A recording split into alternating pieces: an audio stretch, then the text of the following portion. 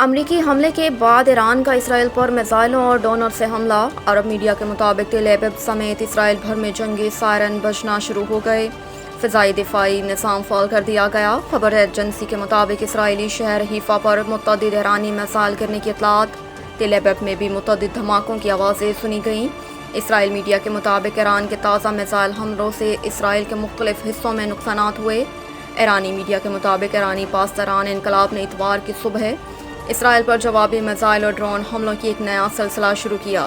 پاسداران انقلاب کے ترجمان کے مطابق حیفا اور تل ابیب میں اسرائیل کے 14 اسٹریٹجک اہداف کو نشانہ بنایا گیا۔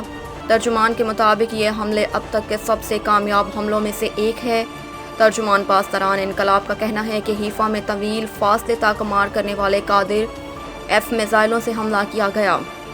حملے میں اسرائیلی فوج کے سافٹ ویئر کمپنیوں کی دفاتر، power plant, oil refinery, air base, Israeli cyber command سمیت رافیل ایڈوانسڈ ڈیفنس سسٹمز کے ہیڈ کوارٹر کو نشانہ بنایا گیا۔ اسرائیلی میڈیا کے مطابق اسرائیل کے 10 مقامات پر ایرانی میزائل حملوں سے نقصانات ہوئے ہیں۔ ٹرمپ کہتے ہیں اب یا تو امن ہوگا یا پھر ایران کے لیے سانحہ ہوگا۔ واشنگٹن میں خطاب کرتے ہوئے صدر ٹرمپ نے کہا کہ ایران کی فوردو، نتنز اور اصفہان کی جوہری تنصیبات کو نشانہ بنایا گیا۔ امریکہ کا مقصد ایران کی جوہری افروزگی کی صلاحیت کو ختم کرنا تھا اور ایران کی تنصیبات ختم کر دی گئی۔ امریکی صدر نے کہا کہ آج رات کے اہداف سب سے مشکل تھے، بہت سے اہداف رہ گئے، امن نہ ہوا تو درستگی کے ساتھ دیگر اہداف کے پیچھے جائیں گے۔ صدر ٹرمپ نے کہا کہ ایران کو اب امن قائم کرنا چاہیے۔ امن قائم نہ کرنے کی صورت میں مستقبل کے حملے بہت زیادہ شدید ہوں گے اور اب یا تو امن ہوگا یا پھر ایران کے لیے سانحہ ہوگا۔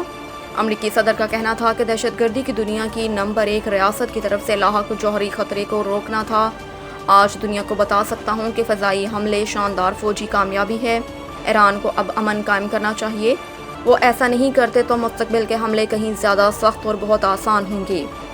ان کا کہنا تھا کہ اسرائیلی وزیر اعظم کا شکریہ ادا کرتا ہوں، انہیں مبارکباد دیتا ہوں، ہم نے ٹیم کے طور پر کام کیا اور اسرائیل کو لاحق خطرے کو ختم کیا۔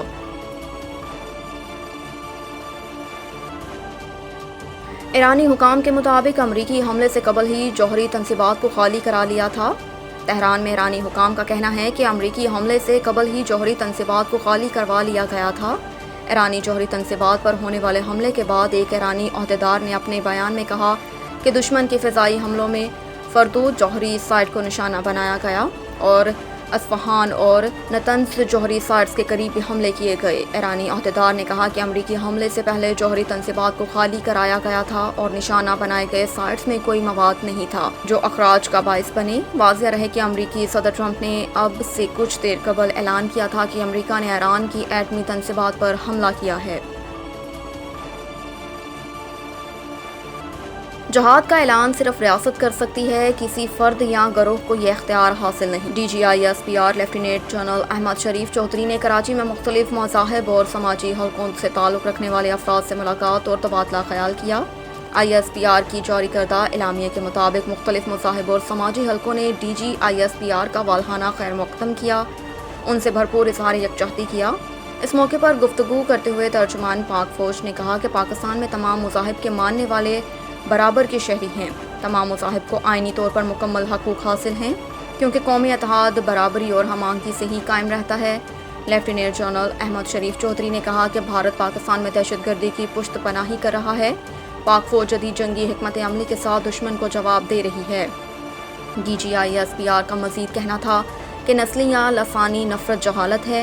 تمام پاکستانی برابر متحد رہیں گے تو کوئی طاقت ہمیں شکست نہیں دے سکتی۔ جہاد کا اعلان صرف ریاست کر سکتی ہے، کسی فرد یا گروہ کو یہ اختیار حاصل نہیں۔ ملاقات کے دوران مختلف مذاہب اور سماجی طبقات کے نمائندوں نے D G I S P R کے ساتھ ملاقات کو قابل قدر قرار دیا، ان کا شکریہ ادا کیا اور اس خواہش کا اظہار کیا کہ آئندہ بھی اس نوعیت کی نشستیں جاری رہنی چاہیے۔